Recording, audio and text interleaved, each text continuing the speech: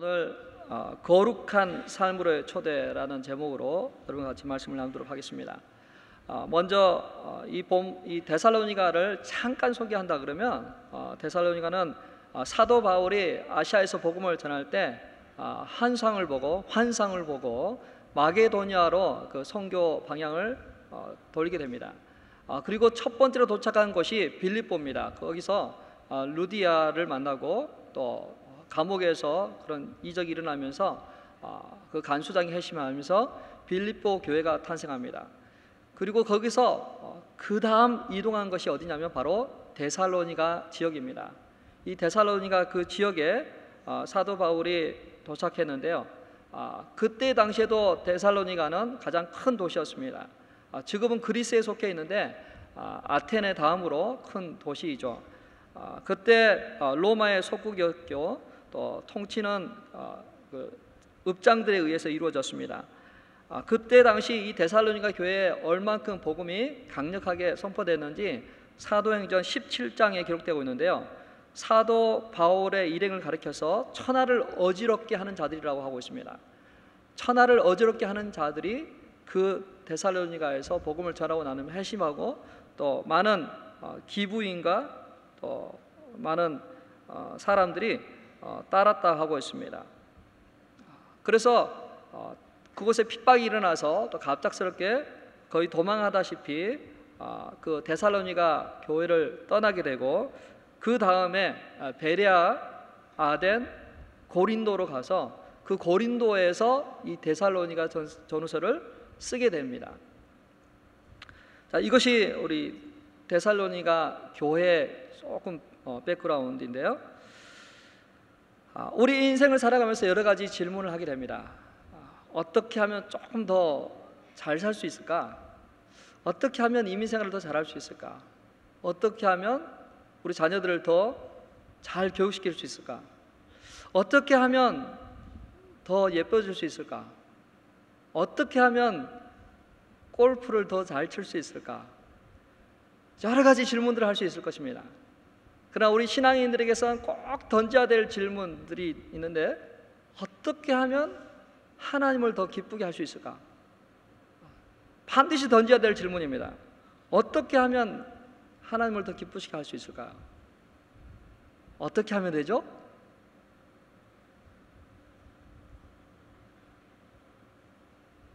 하나님을 기쁘시게 하는 것. 저희들이 사랑에 빠지면 그 사랑하는 사람에게 기쁘게 하려고 합니다. 우리도 하나님에게 하나님의 기쁨이 되기를 원하고 어떻게 하면 하나님을 기뻐하게 할까 생각하고 고민해 보았을 것입니다. 지금도 하실 거예요. 어떻게 하면 하나님을 기쁘게 하지?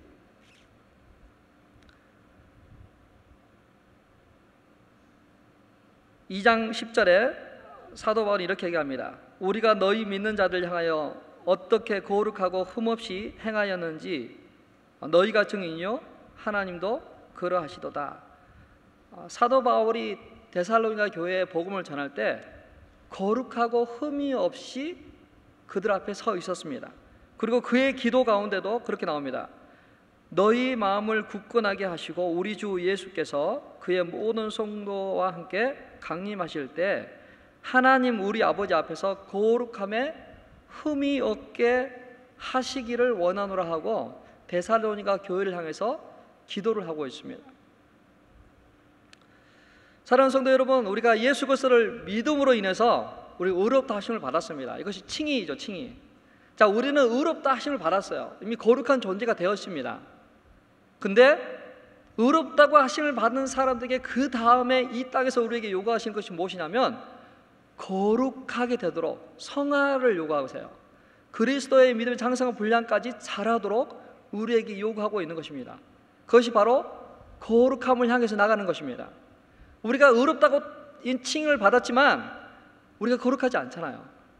신분적으로는 그렇지만 실제 우리의 삶 속에서는 거룩하지 않고 세상 사람들과 같이 똑같잖아요. 이런 우리에게 우리를 향해서 거룩하라 하고 있어요. 거룩하라.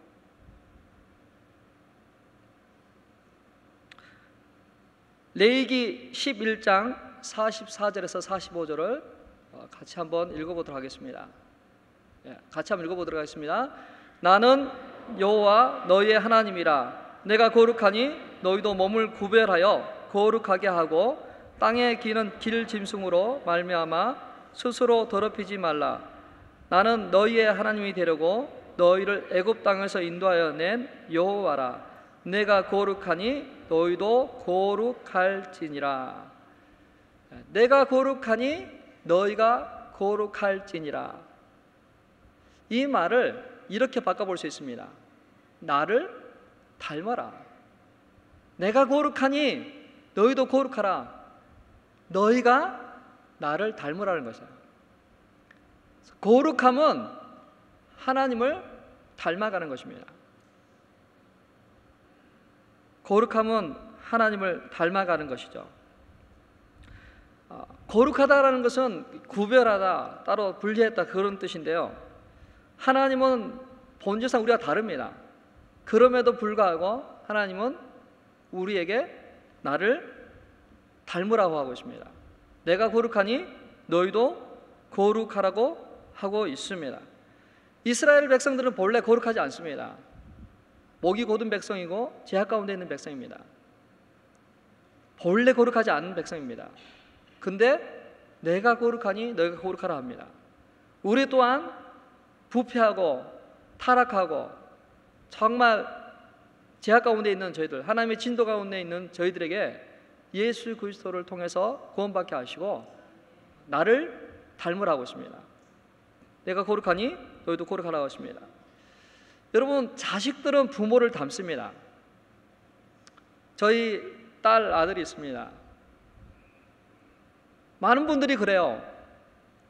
얘를 보니까 얘가 목사님의 아들인지 알았다고. 하여간 우리 자녀들은 그 부모를 겉으로 닮든지 속으로 닮든지 닮게 돼 있어요.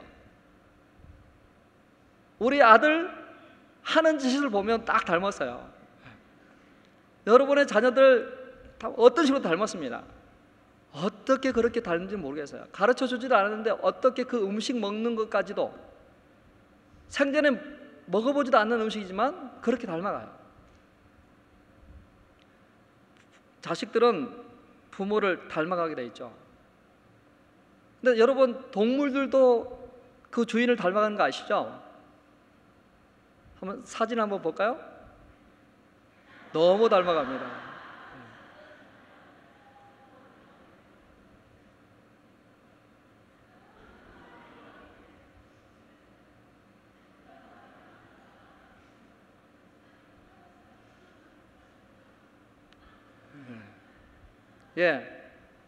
동물들도 그 주인을 닮아갑니다. 아침에 산책을 하거나 저녁에 산책을 할 때 보면 주인이 강아지를 끌고 가죠. 어떻게 그렇게 닮았는지 모르겠어요. 너무 재밌어요. 그런 거 보면은, 딱 보면 어떻게 저렇게 닮았는지. 여러분, 동물도 그 주인을 닮아갑니다. 자식들도 그 부모를 닮아갑니다.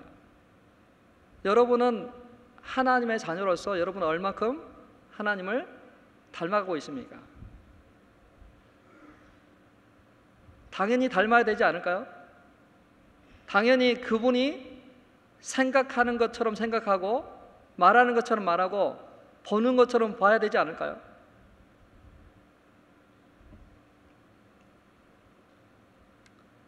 예수님도 이 땅에 오셔서 당신의 그 거룩함을 나타내 주셨습니다.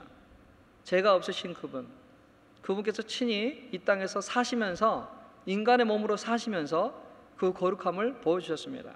그리고 그렇게 살기를 원하십니다. 거룩함이라는 것은 그분을 닮아가는 것입니다. 내가 거룩하니 너희도 거룩하라. 나를 닮으라는 것입니다. 두 번째, 거룩한 삶은 성령의 지배를 받는 삶입니다. 거룩한 삶은 성령의 지배를 받는 삶. 하나님은 우리가 거룩한 삶을 살 수 있도록 성령님을 보내주셨습니다. 예수님께서 이 땅에 함께 하시면서 우리에게 많은 걸 보여주셨습니다. 우리의 모든 죄의 짐을 벗겨주셨습니다. 그리고 이 땅에서 구별된 하나님의 백성으로 살 수 있도록 우리에게 보혜사 성령을 보내주셨습니다.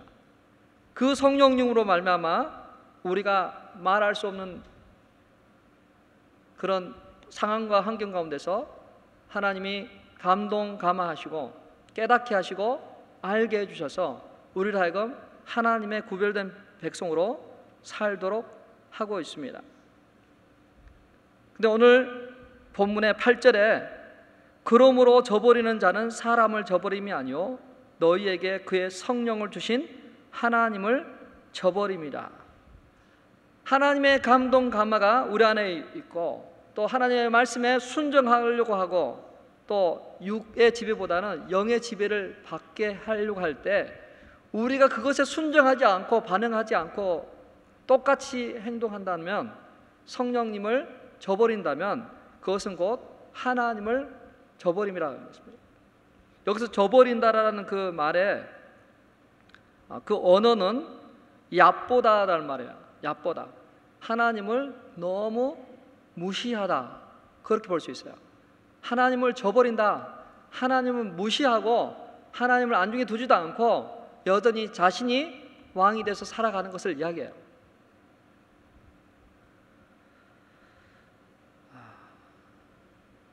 하나님은 본질상 거룩하신 분이십니다. 하나님은 죄를 함께 할 수가 없습니다. 그래서 우리가 하나님 앞에 죄를 고백하지 않고 여전히 죄 가운데 있으면서 하나님의 은혜를 구하고 그 하나님의 은혜로 그 모든 것들을 덮으려고 해서도 안 됩니다. 하나님은 너무나도 거룩하세요. 순도 100%입니다. 조금이라도 어떤 것도 섞일 수가 없는 분이세요. 조금이라도 어떤 그 제약들이 섞이지가 않아요. 그래서 물과 기름이 쫙 갈라지는 것처럼 하나님의 그 거룩하심과 죄는 쫙 갈라지게 되어 있습니다. 그래서 우리가 죄 가운데 있을 때는 하나님의 그 은혜 가운데 나갈 수가 없습니다. 이는 힘으로 되지 아니하고 능으로 되지 아니하고 오직 나의 신으로 되느니라. 이스라엘 백성들이 성전 공사를 할 때 하나님께서 스가랴 선지자를 통해서 주신 말씀입니다. 자신들이 정말 수고하고 힘으로 다 하려고 해봤습니다. 힘으로 능으로 하려고 했습니다. 그런데 되지 않았습니다. 무엇으로 된다고요? 오직 나의 신으로 되느니라. 우리 사랑하는 성도 여러분, 우리가 거룩하게 되는 거, 우리 개인의 경건의 능력, 금욕, 자신의 힘과 노력 하려고 해도 되지 않는 것이 바로 거룩함입니다.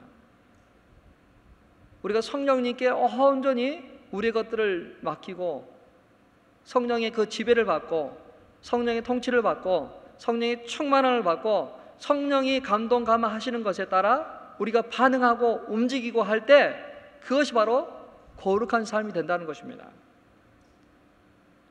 여러분, 거룩하기를 원하십니까? 더 순결해지기를 원하십니까? 더 그리스도를 닮아가기를 원하십니까? 그렇다면 여러분, 성령님께 여러분을 온전히 내려놓으십시오. 완전히 무장해제를 하십시오. 우리가 경험했던 모든 과거의 어떤 것들, 우리가 알고 있는 모든 것들 다 내려주시고, 나는 어린아이와 같습니다. 하나님 알게 해주시고, 나는 정말 부족합니다. 도와주십시오. 그러한 믿음이, 그러한 성령의 의지함이 우리가 거룩할 수 있다라는 것입니다. 성령을 소멸치 말고, 성령을 저버리지 말고, 성령을 멸시치 말고 그 성령님께 온전히 반응하고 맡길 때 우리는 거룩함으로 나아갈 수 있는 것입니다. 세 번째로, 거룩한 삶은 성적으로 순결한 삶입니다. 거룩한 삶은 성적으로 순결한 삶이에요. 하나님의 뜻은 이것이니 너희의 거룩함이라 하고 있습니다. 그리고 이야기를 쭉 전개해 나가는 것이 무엇이냐면 성적인 것에 대해서 쭉 나열을 하고 있습니다. 음란을 버리고 각각 거룩한 것 존귀하고 자기 아내를 대할 줄 알고 하나님을 모르는 이방인같이 세교를 따르지 말고 이 일에 분수를 넘어서 형제를 해하지 말라 하고 있습니다. 거룩하기를 원함, 거룩한 라고 하면서 왜 이 성적인 것들을 계속해서 나열하고 있을까요? 우리가 거룩함을 깨트리는 것이 성적인 유혹이기 때문에 그렇습니다. 너무나도 악하고 음란한 타락한 이 세대에 하나님의 구별된 백성들이 무엇으로 거룩함을 구분할 수 있을까요? 어떤 사람들은 그렇게 얘기하죠. 오늘날 시대와 1세기 시대가 너무 다르다. 아닙니다. 이 데살로니가라는 이 지역은 성적으로 아주 타락한 곳입니다. 고린도 교회와 이 데살로니가 교회, 성적으로 완전히 타락했고 동성연애가 있고 오늘날보다 더하면 더할 수 있는 그런 상황입니다. 그런 백그라운드가 있기 때문에 사도 바울이 거룩함에 대해서 이야기할 때 이 성적인 것에 쭉 나열을 하고 있는 거예요. 데살로니가 교회 이미, 데살로니가 그 지역에 이미 악하고 음란하고 세격적이고 아내 외에 다른 사람과 간음을 하고 그런 것들이 이미 있었다는 것을 이야기하고 있습니다. 성경은 우리 몸을 그릇으로 비교도 합니다. 그릇. 하나님은 어떤 그릇을 쓴다고 그랬습니까? 큰 그릇도 아니고 은그릇도 아니고 깨끗한 그릇이다 그랬습니다. 깨끗한 그릇. 아무리 큰 그릇이다 해도 그 안에 부패하고 더러우면 하나님이 쓸 수가 없습니다. 그러나 질그릇이라도 깨끗이 닦여져 있으면 귀하게 쓰이는 법입니다. 하나님은 우리가 깨끗할 때, 거룩할 때 하나님은 우리를 쓰시는 거예요. 또 성경은 우리 몸을 하나님의 성전이라고 이야기합니다. 성전. 자, 여기 하나님의 성전이죠. 다시 엄밀하게 따지면 여기 앉아 계시는 분들이 하나님의 성전입니다. 여기는 본당, 예배당이죠. 예배당. 예배를 드리는 장소. 근데 한번 생각해 보십시오. 이곳에 뭐 야한 사진이 붙어 있고 뭐 플레이보이 잡지라든지 야한 것들이 있으면 어떻겠습니까? 상상할 수 없죠? 자, 눈에 보이는 성전에 그렇다면 우리 보이자는 우리 각자의 성전 가운데 우리 각자에게 그러한 것이 있다면 하나님이 어떻게 역사하시겠습니까?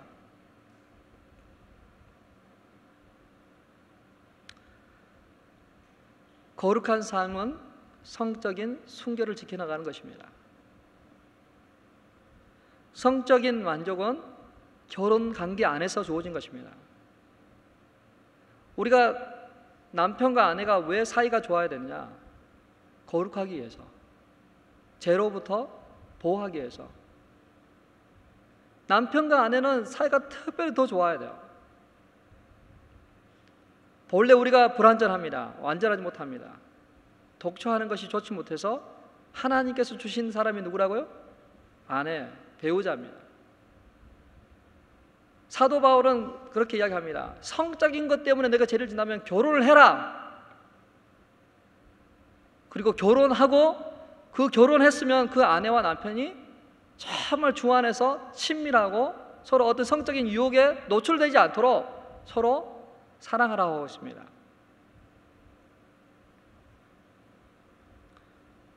말씀을 마무리하도록 하겠습니다. 거룩한 삶, 하나님이 원하시는 거룩한 삶은 하나님을 닮아가는 삶입니다. 내가 거룩하니 너희도 거룩해라. 나를 닮으라고 있습니다. 거룩한 삶은 성령의 지배를 받는 삶입니다. 성령의 함께 하심이 있어야만 우리가 거룩한 삶을 살 수 있습니다. 인간의 노력이나 의지와 어떤 개인의 경건의 능력으로가 되지 않고 그 성령의 능력 가운데, 성령의 은혜 가운데 우리가 충분히 지배를 받아야 됩니다. 거룩한 삶은 성적으로 순결을 지키는 것입니다. 그것이 없이는 거룩할 수가 없습니다. 그렇기 때문에 남편과 아내가 친밀하는 것입니다. 그렇기 때문에 장성한 자녀들이 결혼을 해야 되는 것입니다. 거룩한 삶은 하나님이 기뻐하시는 삶입니다. 어떻게 하면 하나님을 기쁘게 할 수 있을까요? 내가 어떻게 하면 기쁘게 할 수 있을까요? 거룩한 삶을 살면 됩니다. 거룩한 삶은 하나님의 뜻입니다. 하나님의 뜻은 이것이니 너의 거룩함이라.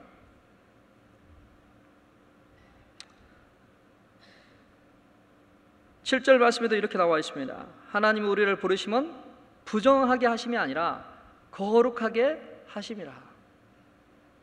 하나님이 우리를 부르심은 부정하게 하심이 아니라 거룩하게 하심이라는 것입니다. 여러분, 거룩하다는 것은 따로 구별되다, 분리되다는 것입니다. 우리는 남편과 아내 따로 분리돼서 하나님이 유일하게 허락한 그 배우자, 여자이고 남자입니다. 이거 딱 분리된 거룩한 것입니다. 그래서 거룩함과 존귀함으로 서로 사랑하라, 분리된 것입니다. 그러나 하나님이 아닌 세속적인 것은 서로 혼합되어 있습니다. 남편과 아내가 딱 서로가 아니라 서로 다른 남편과 아내가 서로 섞이고 해서 하는 것이 바로 그것이 거룩하지 않는 것입니다. 하나님은 우리가 정신적으로나 심리적으로 육체적으로 남편과 아내가 하나 되는 것을 원합니다. 사랑하는 성도 여러분, 이 아침에 저도 기도하실 때 더 성결하지 못하고 더 거룩하지 못하고 더 하나님을 닮아가지 못하는 것, 그러한 안타까움 때문에 기도했으면 좋겠습니다. 마치 모세가 하나님의 그 떨기나무 앞에 섰을 때 그 거룩한 하나님으로 인해서 신발을 벗어야 되는 것처럼, 이사야가 그 거룩하신 하나님 앞에 섰을 때 두렵고 떨림으로 자신의 그 부정한 입술을 가렸던 것처럼, 우리가 하나님의 그 임재 가운데 있었을 때 여러분은 어떻겠습니까? 하나님의 그 거룩하심 앞에 섰을 때 천사도 그 거룩하심 앞에 자신의 얼굴을 가리고 발을 가려야 될 그 거룩하심 앞에 여러분은 어떻게 반응하시겠습니까? 어떤 사람은 그렇게 이야기하죠. 그 거룩함은 묵직함이다, 두려움이다. 그 거룩하신 하나님 앞에 우리가 다시 한번 우리 마음을 새롭게 하고, 하나님 더 정결하게 해주십시오. 하나님 더 그 거룩함을 향해서 우리가 나가지 못하고 그냥 우리가 그 삶 가운데 구원받은 것으로 만족하고 그냥 세상 사람보다 조금 나은 것으로 인해서 만족하고 살아가는 우리의 모습 가운데 하나님 오셔서 우리를 새롭게 해주시고 온전케 해주십시오.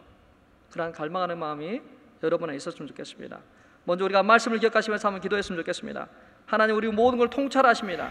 그분 앞에 두렵고 떨림으로 회개하고 용서를 구하기 바랍니다.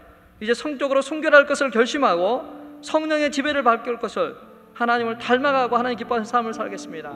주여 나를 불쌍히 여겨 주십시오. 같이 기도하도록 하겠습니다.